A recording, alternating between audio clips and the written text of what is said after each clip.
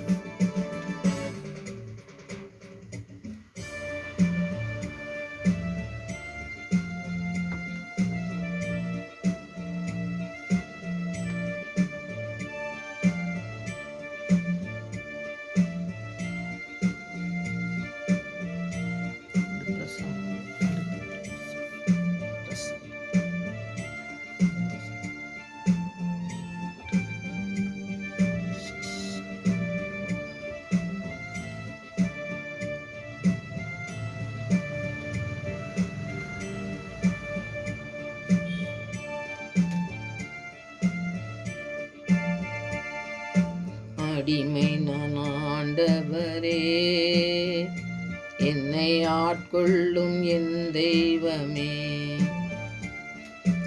அடிமை நான் ஆண்டவரே, என்னை ஆட்கொள்ளும் என் தெய்வமே.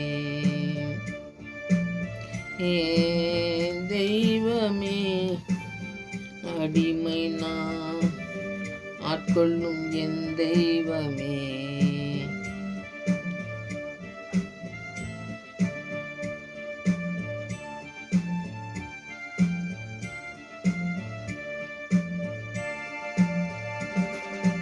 என் உடல் உமக்கு சொந்தம், எந்நாளும் வாசம் செய்யும்.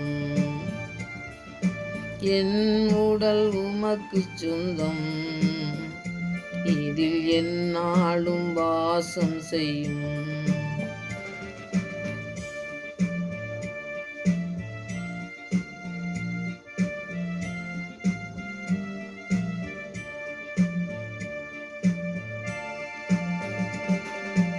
உலக இன்பமெல்லாம் நான் உதறி தள்ளிவிட்டேன்.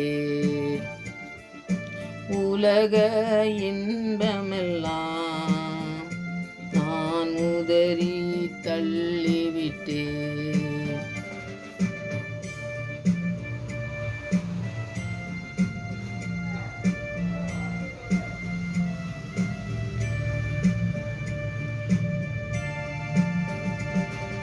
பெருமை செல்வமெல்லாம் இனி வெறுமை என்றுணர்ந்தே. பெருமை செல்வமெல்லாம் இனி வெறுமை என்றுணர்ந்தே.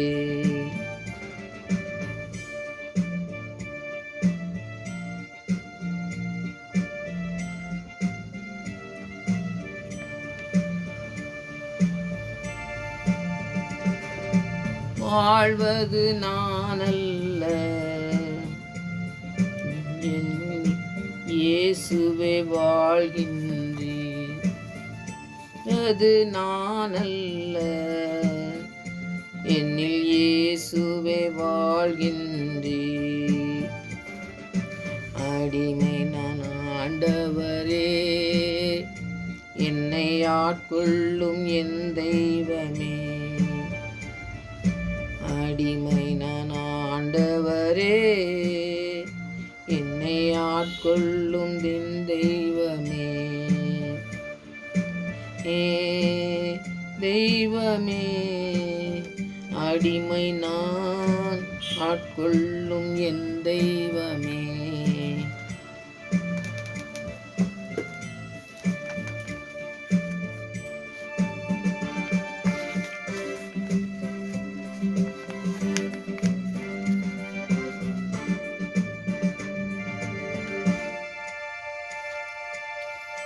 இன்றைக்கி அடிமைத்தனத்திலிருந்து விடுதலையை எப்படி ஆண்டவர் தந்தார் அப்படிங்கிறத பற்றி தான் இன்றைக்கி தியானிக்க போகிறோம். யாத்திராகமம் 3:7 பார்த்திங்கன்னா, இஸ்ரவேல் எகிப்தில் அடிமைத்தனமாக இருக்கும்போது விடுதலை தரதுக்கு மோசே அழைத்து கொண்டு போனார். அது அடிமைத்தனம்னா அவங்களுடைய ஒரு காரியங்களை பார்த்திங்கன்னா வேறு நம்ம உலகத்தில் நம்ம அடிமைத்தனமாக இருக்கும் பார்த்திங்களா, அந்த மாதிரி அவங்க அடிமையாக கொண்டு போய் எகிப்தில் இருக்க வச்சு அவங்க வாழ்க்கையை நடத்தும்போது அவங்கள எகிப்திலேருந்து ஆண்டவர் அவங்க ஒரு அடிமையாக போகும்பொழுது நிறைய காரியங்களை என்ன செய்வாங்கன்னா விலைக்கு வாங்கிட்டு அவங்கள வேலையை கொடூரமாக பண்ணக்கூடிய காரியங்களை செய்கிறத தான் நம்ம பார்ப்போம். அந்த காரியத்திலேருந்து அவங்க ஆண்டவர் நோக்கி கூப்பிடுறாங்க. கூப்பிடும் பொழுது ஆண்டவர் என்ன செய்கிறாருன்னா மோசையை கொண்டு அந்த எகிப்திலேருந்து அவங்கள கானானுக்கு கொண்டு வர்றதுக்கு அவர் அழைச்சி கொண்டு வரதை நம்ம பார்ப்போம். அவங்களுடைய துன்பங்கள், அவங்க துன்ப நேரத்தில் ஆண்டவர் நோக்கி கேட்டு, ஆண்டவரே நீங்கள் இறங்கி ஏதாவது உதவி செய்யுங்க அப்படின்னு சொல்கிற பொழுது ஆண்டவர் மோசையின் மூலமாக நடத்துகிறத நம்ம பார்ப்போம். அந்த அடிமைத்தனத்திலிருந்து கொண்டு வந்தவங்களை பார்த்து நீங்கள் பார்த்தீங்கன்னாக்கி அந்த இடத்துல ஒரு சரியான பாதையில் அவங்க நடந்ததாகவே இல்லை. அப்போ அடிமைத்தனத்திலேருந்து நம்மளை மீட்டெடுத்தது இந்த பழைய ஏற்பாட்டு காலத்தில் நான் ஏன்னு சொல்கிறேன்னாக்கி அந்த இடத்துல கொண்டு வந்ததை அவங்க எப்படி நிறைவேற்றினாங்க பாருங்கள். முதல்ல மக்களால் வர்ற துன்பம் இருக்கும், பிசாசால் வர துன்பம் இருக்கும், பாவத்தினால் வர துன்பங்களாக இருக்கலாம். இது ஒரு அடிமைத்தனம் மாத்திரமில்லை, இத்தனை காரியங்களும் இருக்கும் பொழுது இதில் எதுனாலும் சொல்லி ஆண்டவர் அவருடைய ஆறுதல், அவருடைய கிருபை நம்மளை நடத்தும் அப்படிங்கிறத இந்த இஸ்ரேல் மக்கள் அதை தெரிஞ்சுக்கிடவே இல்லை. அவங்க ஆண்டவர் விடுதலை செஞ்சு கொண்டு வரும்போது மோசையை செஞ்சதை நீங்கள் யாத்திராகமம் ஃபுல்லாக படிச்சிங்கன்னா நிறைய தெரியும். அவங்க ஒரு சரியான சூழ்நிலையில் ஆண்டவர் விடுதலை செஞ்சுருக்காரு, நாம் எப்படி இருக்கணும் அப்படிங்கிற ஒரு அந்த சூழ்நிலையை சார்ந்து அந்த ஆண்டவர் நமக்கு எப்படி கொண்டு வந்திருக்காரு. அந்த கொண்டு வந்த காரியங்களை அந்த சூழ்நிலையை பார்த்து ஆண்டவரே நீங்கள் என்னை எப்படிப்பட்ட ஒரு அடிமைத்தனத்துலேருந்து என்னை கானான் கொண்டு வருவேன்னு நீங்கள் சொன்னீங்க, அதை நீங்கள் செஞ்சுருக்கீங்க ஆண்டவரே. அப்போ நாங்கள் வந்த இடத்துல எப்படி இருக்கணும் அப்படிங்கிறத நம்ம அதை நிதானித்து அவங்க போனதாகவே இல்லை. அப்போ நமக்கு விடுதலை கிடைக்கணும்னா ஏன் இஸ்ரேல் மக்களை நான் சொன்னேன்னா, இஸ்ரேல் மக்கள் சரியான பாதையில் செல்லாமல் அந்த விடுதலையை என்ன செய்யலை, அதை முழுமையாக பெற்றுக்கொண்டு வாழலை. அந்த வாழாததை நம்ம தெரிஞ்சுக்கிட்டாதான் திருப்பி நம்ம வாழ்ந்ததை ஆண்டவர் என்ன செஞ்சு முடிச்சிருக்கார் சிலுவையில் அப்படிங்கிறத நம்ம செய்ய முடியும். அதில் பாடல் கூட ஒரு பாடல் இருக்குது. விடுதலை நாயகன் வெற்றியை தருகிறார், எனக்குள்ளே இருக்குதா என்னே ஆனந்தம். விடுதலை நாயகன் வெற்றியை தருகிறா, எனக்குள்ளே இருக்கிறா என்னே ஆனந்தம். ஆம் சுவாமி, அந்த வெற்றியை நமக்கு வெற்றியை தந்திருக்கிறாங்க. அந்த பாடலை, விடுதலை தந்த நாயகனை வெற்றி பாடல் பாடி அந்த கானான்குள்ளே அவங்க போயிருந்தாங்கன்னா எவ்வளோ பெரிய ஆசீர்வாதமாக இருந்திருக்குன்னு பாருங்கள். அதை அவங்க செய்யாததுனால அவங்க அதிலே மறித்தாங்கன்னு நம்ம பார்க்கணும். ஆனால் ஆண்டவர் என்ன செஞ்சார் அப்படிங்கிறத நம்ம புதிய ஏற்பாட்டில் படிக்கும் பொழுது தான் அந்த பழைய ஏற்பாட்டில் செஞ்ச தவறுகளை நம்ம செய்யாமல் இருக்க முடியும். சிலுவையில் நமக்கு செஞ்சு முடிச்சதை நம்ம ரொம்ப தியானிக்கணும். எபிரேயர் 2:14-15 பார்த்தீங்கன்னாக்கி, ஜீவ காலம் எல்லாம் மரண பயத்தினாலே அடிமைத்தனத்துக்கு உள்ளானவர்கள் யாவரையும் விடுதலை பண்ணும்படிக்கு அப்படியானார். எப்படியானார்? சிலுவையில் மரணத்தை ருசி பார்த்து நம்ம மரணம்னாக்கி உடனே நம்ம என்ன நினைப்போம், மரணத்துக்கு நம்ம மரித்துருவோமோ அப்படிங்கிற பயம், அந்த இதுதான் நிறைய இருக்குதுன்னு நம்ம பார்ப்போம். ஆனால் அப்படி இல்லை. அதை நீங்கள் விளக்கம் படிச்சிங்கனாக்கி, மரணத்துக்கு அதிகாரியாக இருந்த பிசாசனே மரணத்தின் மூலமாக அழிக்கவே ஆண்டவர் வந்தார்னு சொல்லி நமக்கு தெரியும். ஆனால் அவருடைய பிள்ளையாய் அவருடைய பரிசுத்தப்படுத்துறதுக்கு நம்ம அடிமைத்தனத்திலேருந்து அதில் எல்லாத்துலேருந்து நம்மளை மீட்டெடுக்காக நமக்கு அன்பு வச்சு செஞ்சார். முதல்ல நம்மளை மீட்கும் பொருளாக வந்தார். மரணத்தின் மூலமாக நம்மளை அழிச்சிக்கிட்டு இருந்தான பிசாசனம் அந்த பயத்தை, ஒரு பயம், மரண பயம்ட்டு மாத்திரமில்லை, எத்தனையோ பயங்கள் இருக்குது, அதெல்லாம் நமக்கு தெரியும். அதனால் அது நம்ம விளக்கணும்னு அவசியமே இல்லை. அது நமக்கு பயம். ஒரு பாருங்கள், ஒரு வேலை செய்யும் பொழுது அதில் பணத்தை ஏதோ ஒரு நம்ம கொடுக்கணும், இங்கே ஒருத்தர் கொடுத்தோம்னா அவங்க தருவாங்களோ என்னமோன்னு ஒரு பயம் இருக்கும். வேலை செய்யும்போது சம்பளம் தருவாங்களோ என்னமோன்னு பயம் இருக்கும். நிறைய பயங்கள் பார்த்திங்கன்னா இங்கே உலகத்தில் நிறைய பயங்கள் இருக்குது. ஆனால் நம்ம இது மரண பயம்னு போட்டிருக்குது. மரண பயம்னாக்கி அதுக்கு விளக்கம் நான் பின்னாடி சொல்கிறேன். அந்த இடத்துல பார்த்திங்கனாக்கி ஆண்டவர் அந்த மரண பயத்தை அழிக்கிறதுக்கு வந்தார். அதை அடுத்தது பிள்ளைய அன்பு கட்டினார். என் பிள்ளைன்னு சொந்தம் பாராட்டி நம்மளை சிலுவையில் மரணத்தின் மூலமாக நம்மளை மேற்கொண்டு அந்த மரண பயம், பிசாசு கொண்டு வர எந்த பயமாக இருந்தாலும் சரி அதுலேருந்து மீட்டெடுக்க என் தேவனுக்கு வல்லமை உண்டு. அதனால் அதில் அழித்தார். மரணத்தின் அதிபதியாகிய அவர் மரணத்தை அழித்தது மாத்திரமில்லை, மரணத்தை கொண்டு வர மாத்திரமில்லை, அதை மேலே நல்ல நிலையில் நம்ம இருக்க முடியாதபடி, அந்த மரணம்னா மரித்தது மாத்திரம் இல்லை, நல்ல நிலையில் நம்ம இருந்துக்கிட்டு இருப்போம். அதை இழந்து போகிற காரியங்கள். அடுத்தது பார்த்திங்கனாக்கி பயனற்று நம்ம ஒரு இடத்துலையே நம்ம ஒரு வேலை செய்கிறோம்னு வைங்க, அதில் நல்ல ஒரு நம்ம ஆசீர்வாதமாக இருக்கணும். ஆசீர்வாதமாக இருந்தால் தான் எல்லாத்துக்குமே பார்த்திங்கன்னா, நீங்கள் குறைவாக இருக்கும் பொழுது யாருமே உங்களை மதிக்கவே மாட்டாங்க. ஆனால் நீங்கள் ஒரு நல்ல நிலையில் இருக்கும்போது பாருங்கள், மற்றவங்க எல்லாருமே அந்த பையன் நல்லா இருக்கான், அந்த பிள்ளை நல்லா இருக்காங்க, இவங்க குடும்பம் பாரு எப்படி இருக்குன்னு சொல்லுவாங்க. ஆனால் குடும்பத்தில் நல்லா ஒரு சூழ்நிலை, நல்ல சரியான சூழ்நிலை இல்லாத பட்சத்தில் பார்த்திங்கன்னாக்கி அவங்க சொல்லுவாங்க, என்ன இது ஒரு கிறிஸ்தவ வாழ்க்கையே இல்லை, அடுத்தது ஆண்டவர் சொன்னபடி அவங்க நடந்து ஆசீர்வாதத்தை பெற்ற மாதிரியே தெரியல, இவங்க எல்லாத்தையும் இழந்துருக்காங்க, எல்லாவற்றையும் என்ன செஞ்சுருக்காங்க, ஆசீர்வாதத்தை ஒன்றுமே சுதந்திரிச்ச மாதிரியே இல்லையே, இவங்க என்ன பயத்தில் இருக்காங்களோ, என்ன பயம் அவங்களுக்கு உலகத்தில் இருக்குதோ அந்த பயங்கள் பூரா இருக்குது போல் இருக்குது, அதனால் எல்லாவற்றையும் இழந்துட்டு இருக்காங்க. அந்த மாதிரி சூழ்நிலை இருக்கும் பொழுது நம்ம ஆண்டவரை நோக்கி நம்ம ஜெபிக்கிற பிள்ளைங்களாக இருக்கணும். சிலுவையில் மரணத்தின் மூலமாக அவர் பிசாசின் எல்லா கொண்டு வந்த காரியங்கள் எல்லா பயத்திலிருந்து நம்மளை மீட்டெடுத்துருக்கிறாரு. அப்படி மீட்டெடுத்ததுனால அவர் நம்மளை எல்லாவற்றையும் மீட்டெடுத்து அவர் சமூகத்துக்கு வர்றதுக்கு, நுழையிறதுக்கு நமக்கு பெரிய வாசலை திறந்திருக்காருன்னு நம்ம ஏற்கனவே படித்தோம். அதனால் நமக்கு ஒரு ஆண்டவர் கூட நம்ம பாதத்தில் இருந்து நம்ம ஜெபிக்கிறதுக்கு நமக்கு ஒரு பெரிய வாசல்களை திறந்திருக்கிறதுனால நம்ம ஆண்டவர்கிட்ட நம்ம எல்லாவற்றையும் ஆண்டவர் செய்ய முடியுங்கிற ஒரு விசுவாசத்தை நமக்கு தேவனுடைய வாசல் தான், தேவனுடைய வழி தான், தேவனுடைய வார்த்தை தான், சிலுவை மரணம் தான். அந்த மரணத்தை நம்ம ஆசீர்வாதத்தை சுதந்திரிக்கணும்னா ஆவியானவரை பெற்றுக்கொண்டு ஆவியானவர் சொல்கிறபடி நம்ம நடக்கும் பொழுது மனம் திரும்புதல்ங்கிறதே பார்த்திங்கன்னா ஆண்டவர் நம்ம கூட வாசம் செஞ்சால் தான் அந்த மனம் திரும்புதல் தான் முழுமையான மனம் திரும்புதலாக இருக்கும். ஏன்னா எல்லோரும் மனம் திரும்புதல்னு சொல்லுவாங்க, ஆனால் சொல்கிறது மாத்திரம் மனம் திரும்புதல் கிடையாது. அவர் மனம் திரும்புதல்னால் முழுமையாக ஆண்டவர்கிட்ட அர்ப்பணித்து அந்த வார்த்தை கீழ்ப்படிஞ்சு நடக்கும் பொழுது தான் அந்த மனம் திரும்புதலுக்கு தான் ஆண்டவர் ஆசீர்வாதத்தை கொடுப்பாருன்னு சொல்லி நம்ம பார்க்கும். இப்போ மரண பயம்னு சொல்லும் பொழுது எல்லாருக்கும் நான் சொன்னேன் நிறைய பயங்கள் இருக்குது. அதில் மரண பயங்கும்போது எல்லாருக்குமே எனக்கு தெரிஞ்சவங்க ஒரு அம்மா வருவாங்க. அவங்க கொஞ்சம் நல்லா பேசிட்டு போவாங்க. அவங்க கோயிலுக்கு போகும்போது பார்த்துட்டு பேசிட்டு போவாங்க. அப்போ பார்த்திங்கன்னா கொஞ்ச நாள் கழித்து காணலை. அந்த ஒரு பொண்ணுகிட்ட கேட்டேன், அங்கே கூட வர பொண்ணுகிட்ட கேட்டேன், அவங்க வீடு காலி பண்ணி போயிட்டாங்கம்மா வேறு இடத்துக்கு. அவங்க பொண்ணு காலேஜ் போகுது, அது பக்கம் வீடு கிடச்சிது, அங்கே போயிட்டாங்க அப்படின்னு சொல்லி சொன்னாங்க. சரி அங்கே நல்லா இருந்தாங்கன்னா உங்களுக்கு பேசுவாங்கல்ல அப்படின்னா, கோயிலுக்கு வருவாங்க பேசுவாங்க அப்படின்னு சொல்லிச்சுது.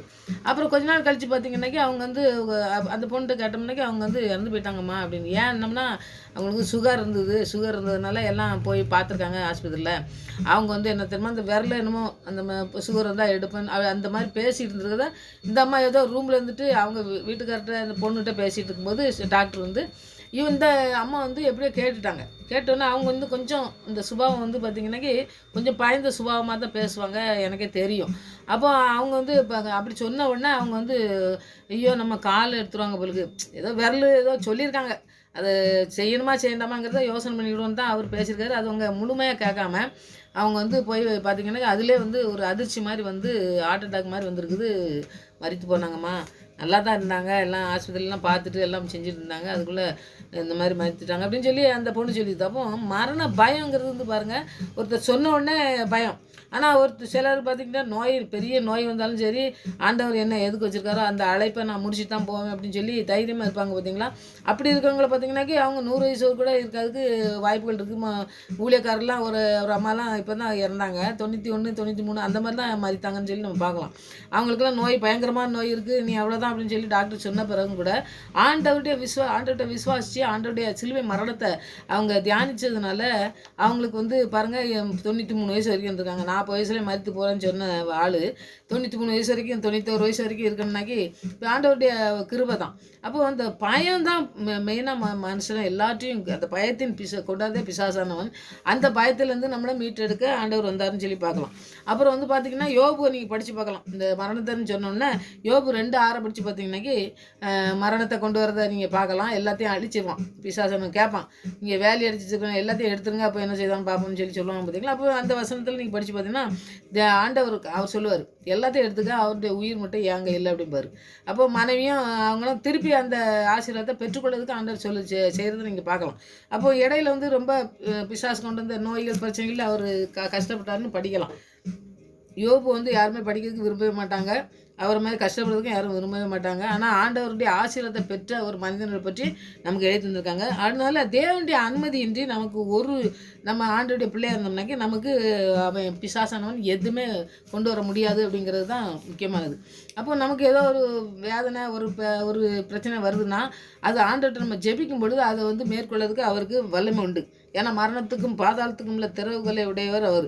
அதனால் முழு அதிகாரமும் அவருக்கு இருக்குதுன்னு சொல்லி நம்ம முழுமையாக நம்ம அர்ப்பணித்து ஜெபிக்கிற பிள்ளைங்களாக இருந்தோம்னா ஏதோ ஒரு கஷ்டம் வந்தோம்னா அந்தால அழுதுகிட்டு இருக்க மாட்டோம். ஆண்டவருடைய சமூகத்தில் நம்ம போய் ஜெபிக்கும் பொழுது இந்த யோபுலாம் பாருங்கள், நான் வந்து என் கண்கள் அழுகி போனாலும் என் சரீரம் அழுகி போனாலும் நான் அவரை உயிரோடு இருக்காரு அவர் பார்ப்பேன்னு சொல்லும் பொழுது விசுவாசம் தான். ஆபிரகாம் பள்ளியிட கொண்டு போகும்போது நாங்கள் வருவோம்னு சொல்லுவார் பார்த்தீங்களா, அந்த மாதிரி தான் யோபு இருக்கார். அப்படி இருக்கும் பொழுது அவங்க வந்து ஆசீர்வாதத்தை சுதந்திரிச்சு தான் வந்தாங்க, இழந்ததை கொடுத்துட்டார் ஆண்டவர். அப்போ நம்முடைய வாழ்க்கையில் எத்தனை பிரச்சனைகள் வந்தாலும் எது வந்தாலும் ஆண்டவருடைய அனுமதி இல்லாமல் எனக்கு வராது. யாரும் என்ன சொன்னாலும் சரி, நம்ம சொல்கிறது என்னென்னா ஆண்டவர் அனுமதிச்சிருக்காரு, அதனால் ஆண்டவருடைய அனுமதி இல்லாமல் என்னை ஒருத்தரும் தொட முடியாது. நான் ஆண்டவருடைய பிள்ளை, ஆண்டவர் வந்து என்னை ஒரு நாள் வெட்கப்படுத்த மாட்டார். ஆண்டவர் என்னை உயர்த்துக்கு வல்லமுள்ள, அவருக்கு எல்லா அதிகாரமும் இருக்குது. பிசாசுக்கு ஏதோ ஒரு அதிகாரம் இருக்குது, அதை வச்சுக்கிட்டு அப்படியே இது பண்ணுறான். ஆனால் ஆண்டவர் முழு அதிகாரத்தையும் உடையவர். அதனால் எங்கள் அப்பா முழு அதிகாரத்தையும் உடையவர், அவர் எனக்கு போதும் அப்படின்னு சொல்லி நம்ம வந்து சொல்கிற பிள்ளைங்களாக இருக்கணும். ஜெபிக்கிற பிள்ளைங்களாக இருந்தால் தான் அப்படியே நம்ம முழுமையாக ஆண்டவர்கிட்ட அர்ப்பணிச்சிருந்தால் தான் அதை சொல்ல முடியும். அதை தான் நம்ம இந்த இடத்துல படிக்கும்.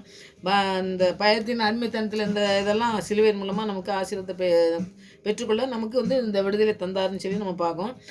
முந்தைய காலத்துலலாம் அந்த மரண பயத்தில் இருந்தவங்கெல்லாம் வாழ்நாள்லாம் அவங்கெல்லாம் மரணத்தில் அப்படியே மரணம் இப்படி வந்துருமா அப்படி வந்துருமான்னு அழுதுகிட்டே இருந்தாங்கன்னு சொல்லி தான் நம்ம பார்க்கோம். சிலுவை மரணத்தின் மூலமாக தான் நமக்கு அந்த வெளிச்சத்தை கொண்டு வந்து ஆண்டவர் தெளிவாக நமக்கு வந்து சொல்லி தந்திருக்கிறார நம்ம பார்க்கோம். அப்போ இந்த 2 தீமோத்தேயு 1:10 நீங்கள் படித்து பார்த்தீங்கன்னா நம்முடைய இரட்சகராக இயேசு கிறிஸ்து பிரசனத்தினாலே அந்த கிருபை இப்பொழுது வெளிப்படுத்தப்பட்டிருக்கிறது. அவர் மரணத்தை பரிகரித்து ஜீவனையும் அழியாமையும் சுவிசேஷத்தினாலே வெளியரங்கமாக்கினார். அப்போது அந்த சுவிசேஷம் அந்த வார்த்தையினால் ஆண்டவர் மரித்து உயிர் தெழுந்து எப்படி நமக்கு ரட்சிப்பை கொண்டாரு, எப்படி பாவ மன்னிப்பை கொண்டாரு, எப்படி மரண பயத்தை நீக்கினார் அப்படிங்கிறதெல்லாம் அந்த நற்செய்தியில் நமக்கு கொண்டு வந்ததுனால ஆண்டவருடைய ஆசீர்வாதத்தை நம்ம பெற்றுக்கொள்கிறதுக்கு நமக்கு அந்த வழிவாசல் நமக்கு திறக்கப்பட்டிருக்குங்கிறத நம்ம தியானிக்கணும். அந்த இடத்துல ஆண்டவர் சொன்ன வார்த்தைகளை நீங்கள் தியானிங்க, ஆண்டவர் உங்களோடு கூட பேசுவார்னு சொல்லி நம்ம தியானிக்கலாம். அப்போ அடிமைத்தனத்திலேருந்து நம்ம மீட்டெடுத்தது யார்? ஆண்டவர் தான். அந்த மரணத்தின் அதிகாரி யாருன்னா நம்ம ஆண்டவர் தான். எல்லாவற்றையும் அவர் முழுமையாக எல்லாவற்றையும் நடத்தி செல்ல நம்மளை முழுமையான விடுதலை தர்றதுக்கு நம்ம ஆண்டவர் முதல்ல போதுமானவராக இருக்காருன்னு சொல்லி நம்ம விசுவாசிக்கணும். சிலுவையின் மூலமாக நம்முடைய பாவங்கள், நம்முடைய எல்லா பிரச்சனைகளுடைய காரியங்களும் நம்ம அடிமைத்தனம்னா உலகத்தில் எத்தனையோ அடிமைத்தனம் இருக்குதுன்னு நான் சொன்னேன் பார்த்தீங்களா. அத்தனை அடிமைத்தனத்திலேருந்து நம்மளை மீட்டெடுக்கிறதுக்கு நம்ம ஆண்டவராக இயேசு கிறிஸ்துக்கு எல்லா உரிமையும் இருக்குது. அதை நம்ம செய்து முடிக்கிறதுக்கு நம்ம வாழ்க்கையில் எத்தனை குறைகள் இருக்குது, என்ன குறைகள் இருக்குதோ அதை பார்த்து நம்ம செயலாற்றும் பொழுது அதை வந்து நீங்கள் முழுமையாக நம்ம கடைபிடித்து அந்த அடிமை எந்த அடிமைத்தனமாக இருந்தாலும் சரி ஆண்டவரே, நீங்கள் விடுதலை செய்கிறதுக்கு நீங்கள் எல்லா திறவுகளும் உங்கள்கிட்ட தான் இருக்குது. உங்களுக்கு தான் முழு அதிகாரமும் இருக்குது. பிசாசு என்ன செஞ்சாலும் சரி அது எங்களுக்கு நடக்காது. நீங்கள் உங்கள் அனுமதி இல்லாமல் எதுவும் எங்களை தொட முடியாதுன்னு சொல்லி நம்ம முழுமையாக அர்ப்பணித்து ஜெபிக்கும் பொழுது ஆண்டவர் பெரிய காரியங்களை செய்வார். நம்ம பவுல் ஊழியத்தின் மூலமாக ஒருவர் தொடப்பட்டது எப்படின்னு சொல்லி நம்ம படிக்கும் பொழுது இப்போ நம்ம படித்தோம் பாருங்க, அந்த வசனத்தையும் இந்த வசனத்தையும் நம்ம படிக்கும் பொழுது ஆண்டவர் நிறைய காரியங்களை நமக்கு கற்றுத்தரதை நம்ம பார்க்கலாம். கொலோசியர் 4:9 அந்த பிலமோனில் எழுதின வார்த்தைகள்லாம் நிறையா அதுக்கும் கனெக்ஷன் இருக்குது. அது ரெண்டையும் நீங்கள் கனெக்ஷன் பண்ணி படிங்க. பிலமோனும் கொலோசியர் 4வது அதிகாரத்தையும் நீங்கள் படிங்க. இந்த ஒனேசிம்ங்கிறவர் அவர் பேருக்கு அர்த்தமே பார்த்தீங்கன்னாக்கி பிரயோஜனம் உள்ளவன் அப்படின்னு பேராமா. இப்போ இது பவுல் எழுதின காலம் பார்த்தீங்க கிறிஸ்துவுக்கு பிறகு 60 வருஷத்துல தான் இவர் எழுதினார்னு சொல்லி நம்ம பார்க்கோம். கொலோசியர் பட்டணத்தில் சார்ந்தவர் அப்படின்னு சொல்லி நம்ம பார்க்கோம். இப்போ இவர் கொலோசியர் பட்டணத்தில் இருந்ததுனால அவர் ரோமா அப்படிக்கு இவரை கூட போனார்னு பார்க்கோம். அவருடைய சொந்த ஊர் அந்த மாதிரி இருந்துக்குன்னு பார்க்கோம். அப்போ பவுல் மூலமாக மனம் திரும்பின ஆள் தான் இவர் ஒனேசிமுங்கவர். அவர் பார்த்திங்கன்னாக்கி ஒரு நல்ல ஒரு கேரக்டர்னு சொல்ல முடியாதபடி இருக்குது. அப்போ அவர் இந்த ஏதோ அந்த எஜமான் வீட்டில் அவர் அடிமையாக போய் ஒரு களவு செஞ்சதுனால ஒரு ஒரு ஏதோ ஒன்று திருடுனதுனால ரோமாபுரியில் அந்த சிறையில் அடைக்கப்பட்டு அந்த எப்படி அவர் சிறையில் அடைக்கப்பட்டிருக்கும்போது பவுல் அவரை நேசித்து அவரை எப்படி செஞ்சார் அப்படிங்கிறது பவுல் நிறைய இடத்துக்கு ட்ராவல் பண்ணார்.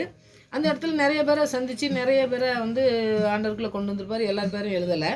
ஆனால் இந்த ஆளை மட்டும் பார்த்தீங்கன்னாக்கி இவர் ஒரு திருடுன ஒரு மனுஷனாக அந்த இடத்துல எப்படி செயலில் இருந்தவர் எப்படி பவுலை எப்படி கனெக்ஷன் வந்தார் அப்படிங்கிறது ஒரு கேள்விக்குறியாக இருந்தாலும் அவர் ஒரு ஆண்டவர் அவர் பவுல் சந்திக்காருன்னு சொல்லி நம்ம பார்க்கோம். அப்போ இவர் வேறு ஊர், அந்த ஊர்லேருந்து இங்கே கொண்டு களவு பண்ணதுனால கொண்டு போடுறாங்க. அந்த இடத்துல அவர் வர்றதை நம்ம பார்க்கோம்.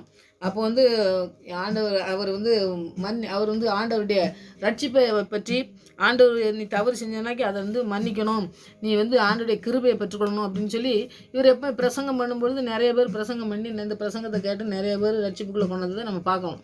அப்படி இவர்கிட்ட எப்படி சொன்னார்னு தெரியல, களவு பண்ணவர் கெட்ட வழக்கத்தில் இருந்தவர் எப்படியோ மனம் திரும்பி வந்துட்டாருன்னு சொல்லி நம்ம பார்க்கோம்.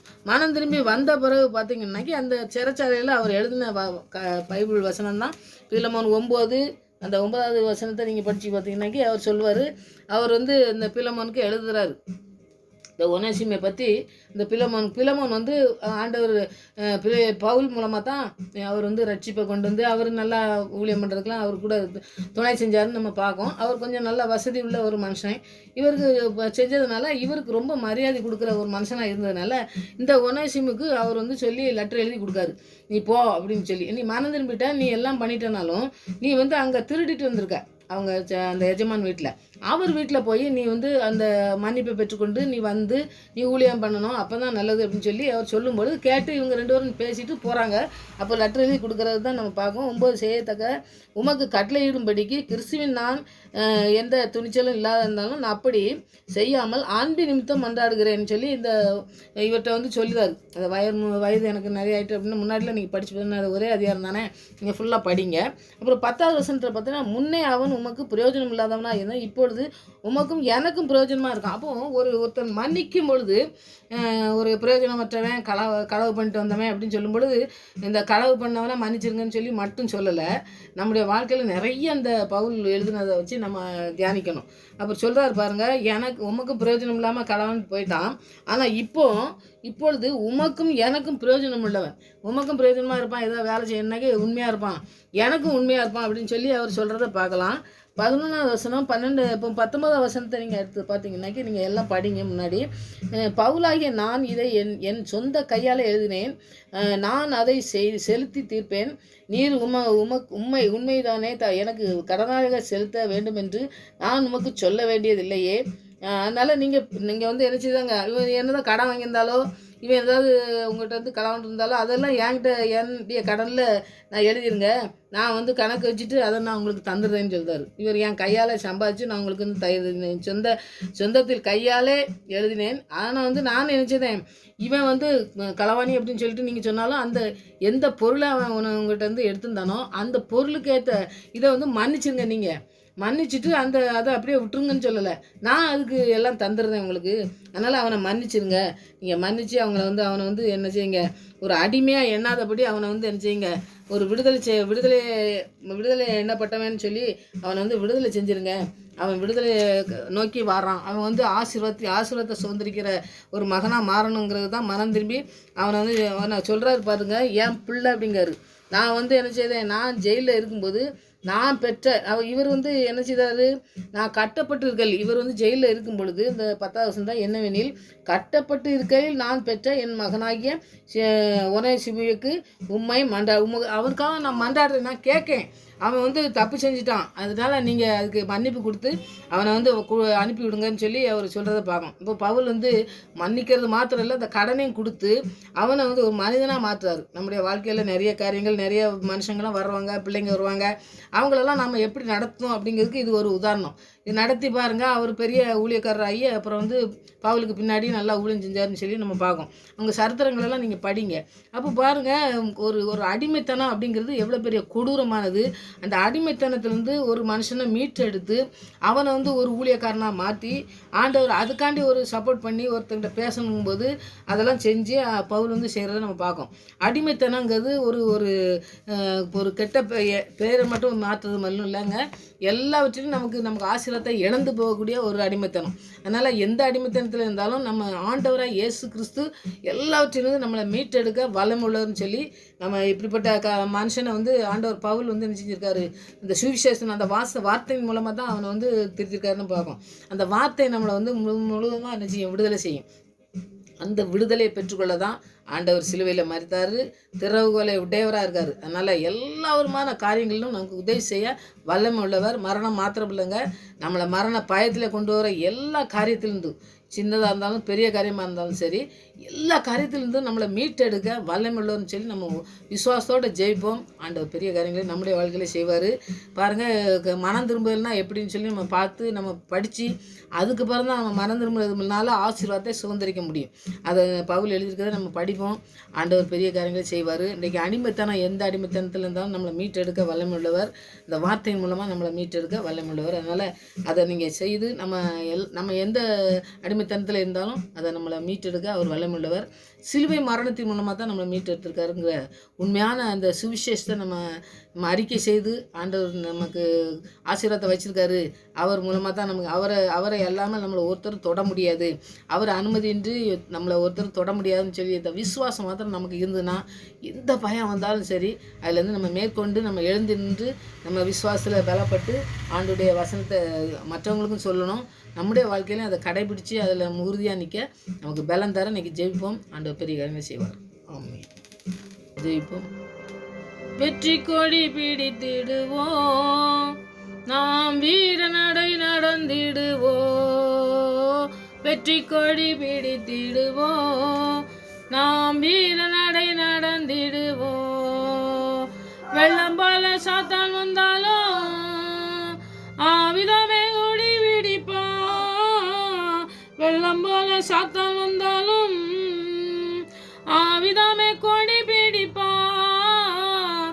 அஞ்சாதே என் மகனே, நீ அஞ்சாதே என் மகளே. அஞ்சாதே என் மகனே, நீ அஞ்சாதே என் மகளே. வெற்றி கொடி பிடித்திடுவே, நான் வீர நடை நடந்திடுவே. வெற்றி கொடி பிடித்திடுவே, நான் வீர நடை நடந்திடுவேன். ஆம் சுவாமி, எங்களுக்கு அடிமைத்தனத்திலிருந்து விடுதலை தர வல்லமுள்ள தேவன் நீங்கள் ஒருவர் மாத்திரம். எந்த மரண பயம் இருந்தாலும் சரி, எந்த பயமாக இருந்தாலும் சாத்தான் கொண்டு வருகிற எல்லா பயத்திலிருந்தும் எங்களை மீட்டெடுக்க வல்லமுள்ள தேவன் ஒருவர் உண்டென்று ஆண்டவரே உண்மை விசுவாசித்து நாங்கள் ஜெபிக்கிற பிள்ளைகளாய் காணப்பட கிருபை செய்யுங்க ஆண்டவரே. அந்த இஸ்ரவேல் மக்களை போல இல்லாதபடி எங்களுடைய வாழ்க்கையிலே ஆண்டவரே இந்த ஒனேசிமு எப்படி ஆண்டவரே ஸ்தோத்திரம் ஐயா, பவுல் எப்படி வழி நடத்தினாரோ அதுபோல் நாங்களும் வழி நடத்தப்பட வசனத்தின் மூலமாக நாங்கள் ஜெயலாற்றி ஆண்டவரே அந்த விடுதலையை நாங்கள் முழுவதுமாய் பெற்றுக்கொண்டு ஆசீர்வாதத்தை சுதந்திரத்துக்குள்ள பிள்ளைகளாய் நாங்கள் மாத்திரமில்ல அநேக பிள்ளைகளுக்கு ஆசீர்வாதமாய் இருக்கத்தக்கதான கிருபையை நாளிலே ஊற்றி வழிநடத்த போருக்காய் ஆவியானவருக்காய் நன்றி செலுத்துறப்பா. அந்த ஆவியானவர் இந்த நாளிலே நடத்தி சென்று எங்களை வெக்கத்தின் பதிலாய் ஆண்டவரை ஆனந்த தைலத்தினால் நிறைக்கிற தேவ கிருபை இந்த நாட்களிலே எங்களை வழிநடத்த வேண்டுமாய் அர்ப்பணிக்கிறோம் சுவாமி. எதிராக வருகிற எல்லா சத்துருவின் திட்டங்களையும் முறியடிக்கத்தக்கதான ஆவியானவர் எங்களோடு கூட நீங்கள் பேசி வழிநடத்துகிறதாக நன்றி செலுத்துறப்பா. எங்கள் மத்தியிலே உங்களுடைய சமூகம் இருக்கட்டும். எங்களுக்கு முன்பாக எல்லாவற்றிலும் உங்களுடைய சமூகம் சென்று எங்களை ஆசீர்வாதத்தின்குள்ளே ஆண்டவரை கொண்டு வர வல்லமுள்ள கரம் எங்களை நடத்தி செல்வதை நாங்கள் கண்டுகொள்ளத்தக்கதாய் பிள்ளைகள் கேட்குற பிள்ளைகளுக்கும் அப்படியே தகப்பனே எந்த பயமாக இருந்தாலும் அந்த பயத்திலிருந்து முழுவதுமாய் விடுதலை தந்து ஆண்டவரே உடைய நாமத்தை உயர்த்துகிற பிள்ளைகளாய் காணப்பட தேவன் கிருபை செய்து வழிநடத்தமாக ஜெபிக்கிறப்பா. எங்களுடைய ஜெபத்துக்கு பதில் கொடுத்தபடியா நன்றி. மறுபடியும் அந்த சமூகத்திலே வரும் வரை எங்களை காத்து வழிநடத்தமாக ஜெபிக்கிறேன். துதி கனம் மகிமை எல்லாம் உண்மைக்கே செலுத்துகிறேன். இயேசு ரட்சகர் நாமத்தில் ஜெபங்கள் நல்ல பிதாவே. ஆமென்.